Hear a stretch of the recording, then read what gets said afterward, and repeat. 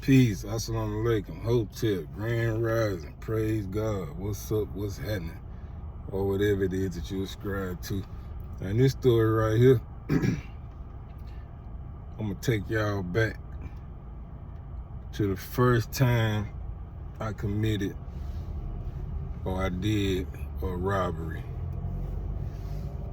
Now, I was like 14 at the time, and I have graduated from stealing. I have graduated from breaking in stuff. And like I'm always telling y'all, I come from a good home. Good two-parent home. You know, my daddy, he was running the streets, but he still, you know, he provided. I come from a good home. I was not raised to be no street nigga, but obviously that's what I became. I became something that I was not raised to be. Me and my brother, to be honest, because back, I'm gonna have to share some history before I get into the story. Back when I was growing up, where I'm from in Mississippi, you can count on your hands, you know, the bad cats, the thugs. Everybody wasn't trying to be a street nigga back then. Everybody started trying to become a street nigga after the gangsterism was commercialized in the music industry. I mean, at the time, they had just started doing it. Boys in the Hood, Menace to Society, Colors, Juice, different things like that. While these movies was out, you still could count on your hand who was the bad boys. My situation, in hindsight, me thinking about it, my situation, and this is not me making no excuse, this is just me trying to make sense of my life and how I turned out the way I turned out. Now, of course, I know that I was influenced by my environment in my neighborhood. My uncle and them sold drugs, was on drugs. My daddy was a gambler, a bootlegger. You know, I hung around all the bad boys. You got the BGDs in the neighborhood, house parties across the street, house parties up the street. My house was a gambling house. So, and with the rap music and the TV. So I know that was a big influence too. But I also know a big influence of me turning into a bad boy is because the way I was treated. And I'm not saying that I was a pushover. I'm saying I was raised a good kid, and I couldn't understand how other kids was acting like this towards me. I got brown eyes, all the girls like me, you know what I mean? So at a point, I got tired of it, and I started fighting when I turned like 12, 13, especially when we moved back from Cleveland, Ohio. I think I told this story. But, you know, I really got tired of, you know, people picking on my sister. My sister was born with leukemia. Even though I come from a two-parent household, we wasn't financially capable of doing certain things. Like, we didn't even own a car. We didn't wear the name brand shoes. We didn't wear the name brand clothes. My mom sold most of our clothes. We wore the MC Hammer pants, and you know. So when I turned 12, 13, 14, I'm like, I ain't finna take it no more. So once I started fighting and winning, it built my confidence up. And then with the influence of the culture and the environment and the rap music, it turned me to something that I wasn't. So that's the backstory. So at this time, I'm 14. Like I said, I done graduated from stealing and breaking in stuff, breaking in people's houses or whatnot. So me, I ain't gonna call their real name. Me, I'm gonna call him Rustin, and I'm gonna call him Kesey. You know, we came up with a plan. Well, I came up with a plan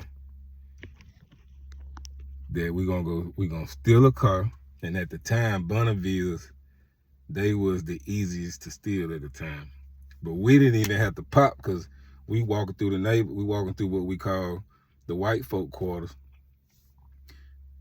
You know, we got our tools where we gonna pop once we see a Bonneville, and you know, we gonna crank it and steal it. But we walking through the neighborhood and we run up on a car, a Bonneville. It had the keys in the ignition to my suite. So we got in, and I'm driving at this time. I knew how to drive. We got in, and we don't know what we finna rob. We just know we finna go rob something. I had a 25 pistol. And we drive to Junior Food Mart in Hattiesburg on 7th Street. And we sat in the parking lot for a while, and I formulated the plan. Now let me go to a commercial break if I may.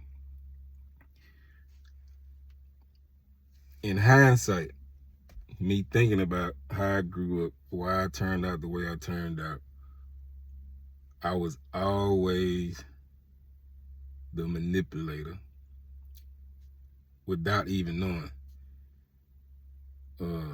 I didn't realize that I was good at manipulating and portraying an image until I went to prison, because I didn't have no other choice then. If you could pick up what I'm putting down, and I don't mean manipulating in a bad way. I'm saying I made the plan, and I made it to the point where if we get caught, like, I really didn't do nothing serious. If you could pick up what I'm putting down. So boom, I tell Rustin and who I say I was gonna call him, Sealy, whatever.